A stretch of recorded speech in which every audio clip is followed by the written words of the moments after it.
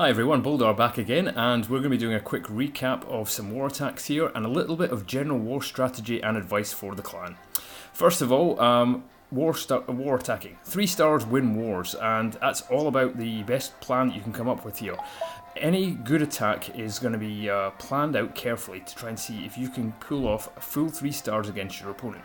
So the very first thing you need to know is, okay, what's my current level and what sort of base should I be going for?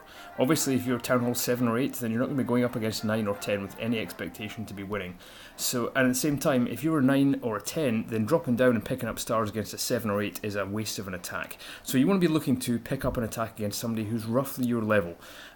It's going to depend on your base. If you have rushed your defences and you've dropped early Expos or Inferno Towers, you're going to be matched up against a corresponding high level defence base, and you may struggle in war to be able to pull off a 3-star attack against that. If that's the case, you might find yourself being left out of wars with the clan until such time as your offence catches up. But assuming that you've got a well-balanced base and you're looking to chase after your opponent, then you want to be trying to examine the base, plan out an attack and decide how that's going to work out. So let's go in here and have a look at an attack here by one of the clan from our recent war here. So we're going to do a quick replay with Doner Kebab. Doner is a Town Hall 8, and I'll pause this here just now. We can see the opponent base here. It's a pretty well laid out, fairly symmetrical design. We've got air defences near the core, splash damage with wizard towers, making air attack a little bit dicey. So Doner's decided to go in here with basically a go wipe attack, and it's an effective method at these lower level town halls. So I'm going to go ahead and hit run on this one. Okay. Quick lure the CC, very important strategy there. Pull them out, get them killed before they can do any serious damage to the rest of your army. So the slow moving golem is giving time for them to move outside of the range of the defences. And here comes some wizards to take them out. Excellent. And the next thing that Doner's going to be doing here is coming up with a funneling method to make sure that the troops that he's got as part of his core kill squad are going to go into the base. In this case, this is going to be his P.E.K.K.A.s and those wizards. Now the golems are out front doing a good job of tanking. He's dropped his quad quakes there to open up the core of the base, and he's waiting to drop those P.E.K.K.A.s until he's cleared out some of those bases on the edges. There we go, a bit more of a funnel created, using the Barbarian King to tank for those wizards. And now that he's opened that up, here we go, P.E.K.K.A.s are now going to go straight into the core, and that's where he wants them, where they're going to do the most most damage to that core section. Got some Hog Riders coming in now, while the defences are targeting that Barbarian King. It's perfect, so they're currently not being attacked. There we go. A heal spell will keep them up. Perfect. Double giant bomb went off, but they're not going to worry about it through that heal. P.E.K.K.A.s and the golem moving straight through the core, attracting all of the fire from both of those Teslas, the wizard tower, the archer tower, and the cannons, which is ideal. The golem can take it while the Hog Riders and P.E.K.K.A. works their way around. Those wizards chasing the king are doing an excellent job of cleaning up everything on the outside there.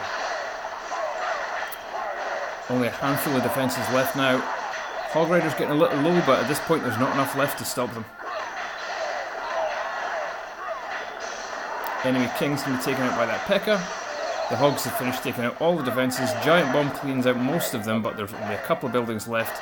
And that's a wonderful 3-star there. We have both P.E.K.K.A.s up, a Hog Rider, the Barbarian King at half health, and we're still looking like 6 wizards up. So excellent attack, really well done, Doner. That's it, 3 stars. Okay, so let's just quickly recap what went on here. We had a clan castle lure, which made sure that those CC troops weren't going to be doing massive damage to his attacks as they were moving in.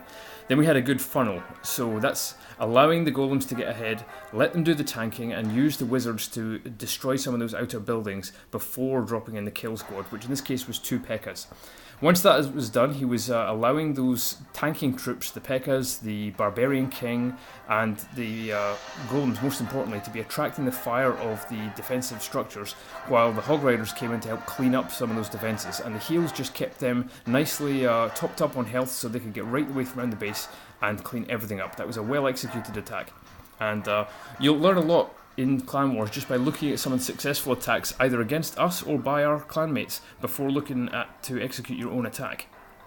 Okay, so let's get back to base again and we'll have a look at another attack. Now we'll have a look at a Town Hall 9. Here we go, here's one by General Mayhem. Okay, so here we're looking at a Town Hall 9 base, but it looks like it's quite an early one. It's got a single expo, most of the defences are still Town Hall 8 level, it's somewhat rushed. So once again we've got an early lure of the clan castle there, a single archer was dropped, pulling them out, and now we're using Poison Spell on a couple of baby dragons here. They're doing two things here, they're trimming some of those buildings on the outside edge there in order to create a funnel, and there's this nice ramp to run straight into the core of the base. The enemy Archer Queen's just been taken out by one of those baby dragons as well. And now that we've got this funnel, here comes some P.E.K.K.A.s, Barbarian King, some healers behind them, Clan Castle Bowlers, single Valkyrie there. We have got another balloon out, but it's not going to be enough to slow these guys down.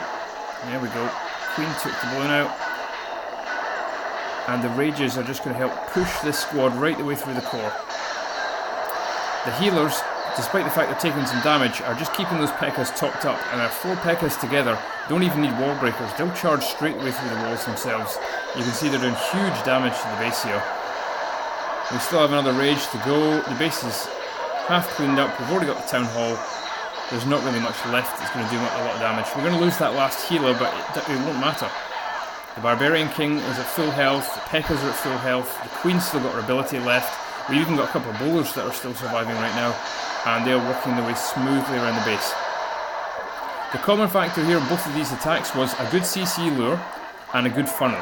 That means that your tanking troops are out front, and you're letting the DPS troops, in this case it was the Queen, the bowlers, and some of those baby dragons there helping to do the damage along with those P.E.K.K.A.s. Excellent job, another 3-star. So, while we continue on with our discussion about some of the war tactics here, let's have a quick talk about how balancing works with war. Now, each base has what's known as a war weight to it. Your war weight is basically the sum total of your defensive structures and your offensive capability. There's an algorithm in the background that's used for clan matchmaking to make sure that when our clan gets matched up with another clan who is looking to war as well, that we don't end up with an imbalance of them having all Town Hall 10s and us having Town Hall 8s or so forth and so on. But there is a big difference within even one clan level, the difference between a low-level clan or a low-level Town Hall 8 or a low-level Town Hall 9 and a max Town Hall 9. So each structure is given a certain level of weight. In general, your point defences are low weight, which is your cannons and your archer towers and your Teslas and things. Your splash damage buildings, which are your mortars, your bomb towers and your wizard towers, are given a very high war weight, and specialist defences like the Expos and the Inferno towers are extremely high war weight. So when you come to upgrade some defences, it's a good idea to start off with point defences first. Archer towers are always a good choice, as they're going to be able to attack both air and ground troops. Your cannons afterwards, and then you're going to move in to do some of that splash damage, and then finally you're going to be building the new Expos or new Inferno towers and upgrading them last. Traps have almost no war weight, so your giant bombs, small bombs, air mines, seeking air mines and air bombs, and your spring traps can be upgraded very early on. So when you move up to a new Town Hall level, best suggestion would be get the lab upgraded, get it going, start working on your heroes, and for any gold you've got, drop it on all of your traps first. Build the new ones, upgrade all of the traps that you've got, and you can spend some surplus gold on walls rather than dropping those new defences straight away. That'll keep your war weight low so that you're still matched up against your equivalent older Town Hall level. So you might find yourself, for example, as a new Town Hall 9, be matched up with high-end Town Hall 8s, which means you're going to be much more likely to be able to perform 3-star attacks straight off. If you do the other method, and you get to new Town Hall level and immediately drop in Expos or Inferno towers, you're going to find it pretty much impossible to 3-star your corresponding number, who's going to be a well-developed base with Expos or with Inferno towers too. Meanwhile, your troops are still of the lower Town Hall level. If that's the case, you're going to find yourself either being left out of war, or if you're a new member trying to join our clan and you're too rushed, we may just reject your application outright. So it's something to be aware of. Clan wars are a brilliant challenge. We at the Siege Weapons love them. They're great fun, and it's a great way to really test yourself. Farming's all good, and it's great to go out there and grab those big loot wins, but we really want to make sure that we are pushing ourselves through the fun that is clan war.